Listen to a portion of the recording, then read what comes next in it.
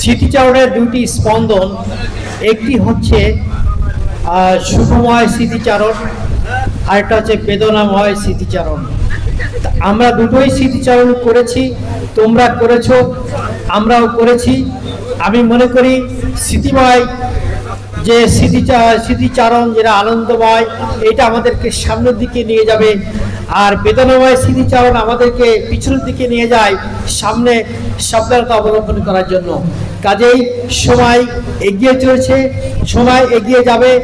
আমার প্রধান অতিথি হেড স্যার বলেছে যে আজকে মনে হচ্ছে যে সেই আমরা 35 বছর আগে আছি, অর্থাৎ 35 বছর আমাদের কাছে সময় কিন্তু পার হয়ে গেছে।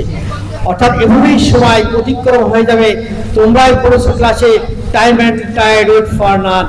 কাজেই সময় কারোর জন্য অপেক্ষা করবে না, প্রবাহমান থাকবে। তো আজকের এই স্মৃতিচারণ চলমান থাকবে। আমি সবাইকে ধন্যবাদ দিয়ে সভাপতির বক্তব্য শেষ করার পরেই অনুষ্ঠান চলমান থাকবে, আমি প্রথম বক্তব্যই বলেছি। তবে আমরা যারা মৃত্যুবরণ করেছে ছাত্রদের নাম বলা হয়েছে, আমাদের শিক্ষকরাও আছে অনেকে, তাদের জন্য আমরা দোয়া থাকবে। আমার কথার পরপরই আমাদের মাওলানা স্যার দোয়া করবেন। আরেকটি কথা, আমাদের অনেক বক্তার মুখ থেকে বেরিয়ে এসেছে বিদ্যালয়ের প্রতি তোমাদের সুদৃষ্টি দিতে, দৃষ্টি নিবদ্ধ করতে।